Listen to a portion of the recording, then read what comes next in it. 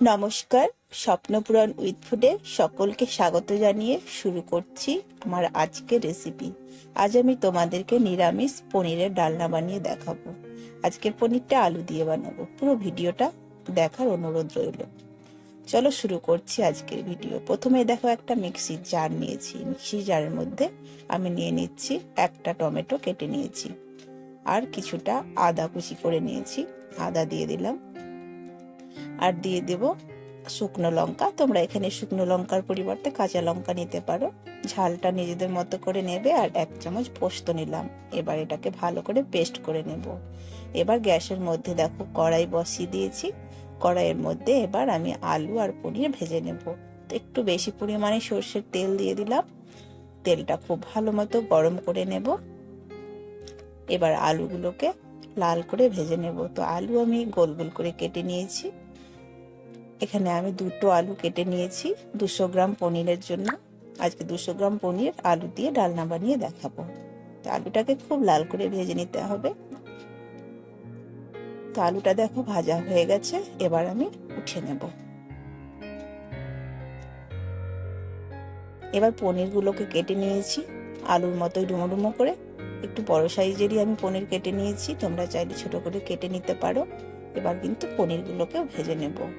তার আগে আমি লবণ দিয়ে দিলাম। লবণ দিয়ে পনির ভাজলে পনিরগুলো ফিকে ফিকে ভাব লাগে না। তো পনিরগুলো দেখো আমি একটু বড় সাইজের কেটে নিয়েছি। এবার আঁচটাকে কমিয়ে দিয়ে পনিরটাকে হালকা লাল করে ভেজে নেব। খুব বেশি পনির ভাজবে না, ওইটি শক্ত হয়ে যাবে।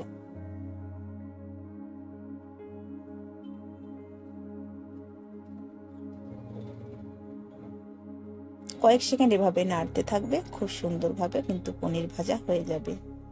তো পনিরে কিন্তু কালার ধরে গেছে। এবার কিন্তু আমি তেল থেকে উঠিয়ে নেব, খুব বেশি ভাজার দরকার নেই। দেখো এইভাবেই ভেজে নিয়েছি, হালকা কালার এসেছে, উঠিয়ে নিচ্ছি। আজকের পনিরটা সম্পূর্ণ নিরামিষভাবে বানাবো, আর অল্প মশলা দিয়ে কিন্তু বানাবো। খেতে কিন্তু অপূর্ব লাগে। একদম খুব বেশি মশলাও এখানে ব্যবহার করব না। সব পনিরগুলো উঠিয়ে নিয়েছি। এবার কিছু ফোড়ন আমি দিয়ে দিচ্ছি।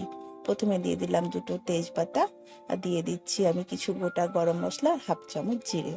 গরম মশলাটা খুব সুন্দর করে ফ্রাই করে নেব। গরম মশলার মধ্যে আছে 2টো এলাচ, একটা বড় এলাচ, দারচিনি, 2টো লবঙ্গ, সামান্য পরিমাণ হলুদ দিয়ে দিয়েছি আমি। এবার কিন্তু যে মশলাটা বেটে রেখেছিলাম সেই মশলাটা দিয়ে দিলাম। এবার মশলাটাকে আঁচ কমিয়ে অনেকক্ষণ ভালো করে কষিয়ে নেব। যত মশলা কষাবে, মশলা থেকে তেল বেরোতে শুরু করবে, পনিরের স্বাদ কিন্তু ততই বেড়ে যাবে। একটু ধৈর্য নিয়ে মশলাটাকে কিন্তু আঁচ কমিয়ে কষিয়ে নিতে হবে। দেখো মশলাটা ফুটতে শুরু করে দিয়েছে। এবার আমি অল্প পরিমাণে মিক্সি ধুয়ে জল দিয়ে দেব, মশলাটা যাতে না লেগে যায় কড়াইয়ের মধ্যে। আবারও কিছুক্ষণ নেড়ে দেব। এবার আমি এর মধ্যে স্বাদ মতো লবণ দিয়ে দেব।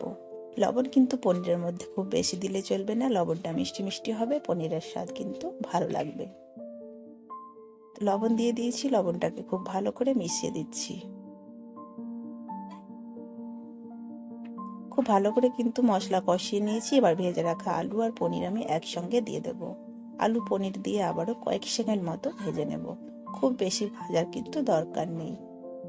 ভেজে রাখা আলু আর পনির আমি দিয়ে দিলাম মশলার মধ্যে।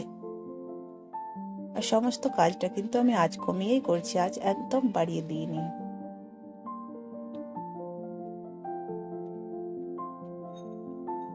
খুব ভালো করে কয়েক সেকেন্ড কিন্তু আমি কষিয়ে নিচ্ছি। এবার কষানো হয়ে গেছে। এবার আমি জল দিয়ে দেব। জলটা একটু বেশি পরিমাণে দিয়ে দেব, বারবার কাঁচা জল এখানে অ্যাড করব না। দেখো তেল বেরোতে শুরু করে দিয়েছে মশলা থেকে। এবারই জল কিন্তু দিয়ে দিতে হবে। আজকের এই নিরামিষ রেসিপিটা অবশ্যই তোমরা যদি ভালো লেগে থাকে বাড়িতে বানাবে। আর আমার চ্যানেলে যারা নতুন, তারা আমার চ্যানেলটাকে প্লিজ সাবস্ক্রাইব করে দেবে। আর এইরকম নতুন নতুন ভিডিও পেতে পাশে থাকা বেল বাটনটি অবশ্যই ক্লিক করে দেবে। আশা করি আজকের ভিডিও তোমাদের ভালো লেগেছে। তো পুরো ভিডিওটা তোমরা কিন্তু স্কিপ না করে, আরও একটু বাকি আছে, দেখে নাও। তো আমি যতটা পরিমাণ জল দরকার জল দিয়ে দিলাম, যেন আলু আর পনির ডুবে থাকে, আলুটা সেদ্ধ হয়ে যাবে। আর ঠান্ডা হয়ে গেলে অনেকটাই কিন্তু ঝোল শুকিয়ে যায়, তাই জলটা একটু বেশি পরিমাণে দিলেই ভালো হয়। তো ঢাকা দিয়ে 7 মিনিট সেদ্ধ করে নেব। 7 মিনিট পরে ঢাকাটা খুলে নিলাম। রান্না তো একদম রেডি হয়ে গেছে। এই ঝোলটুকু কিন্তু আমি আর শুকাবো না। তো এবার নামানোর আগে কিছু মশলা আমি দেব। আলু তো সুন্দর সেদ্ধ হয়ে গেছে। আমি কিছুটা কাসুরি মেথি রোস্ট করে নিয়েছি, হাত দিয়ে গুঁড়ো করে ছড়িয়ে দেব। কাসুরি মেথি দিলে কিন্তু নিরামিষ পনিরের স্বাদটা অনেকটাই বেড়ে যায়। আর অল্প পরিমাণে বাটার আমি এখানে ব্যবহার করব। তোমাদের কাছে বাটার না থাকলে তোমরা এখানে ঘিও দিতে পারো বা না দিতেও পারো, কোনো ব্যাপার নেই। পনির এমনিতেই ভালো লাগে। তো রান্না তো একদম রেডি, এখন সার্ভ করার পালা। ফ্রাইড রাইস কিংবা লুচি, পরোটা সবেতেই কিন্তু এই পনির ভালো লাগে।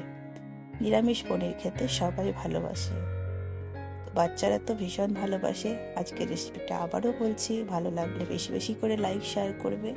আর অবশ্যই বাড়িতে এভাবে বানাবে, খুব অল্প খরচে, অল্প উপকরণেই, অল্প মশলাতেই কিন্তু বানিয়ে নিলাম। আর আমি কালারের জন্য কিন্তু কোনো রকম কাশ্মীরি লঙ্কা ব্যবহার করিনি। তোমরা যদি কালার করতে চাও, ভালোবাসো কালার, তাহলে অবশ্যই কাশ্মীরি লঙ্কার গুঁড়ো এখানে ব্যবহার করবে। তো আমি একটা পাত্রে নামিয়ে নিলাম। খুব সুন্দর সেন্ট বেরোচ্ছে, তোমরা না বানালে বুঝতেই পারবে না। তো এইভাবে বাড়িতে বানিয়ে খাবে মাঝে মধ্যে। আজকে এ পর্যন্তই, দেখা হবে পরের ভিডিওতে। আমি আজকের পনিরটা পরোটার সঙ্গে সার্ভ করে দিয়েছি। ভালো থেকো, টাটা, বাই বাই।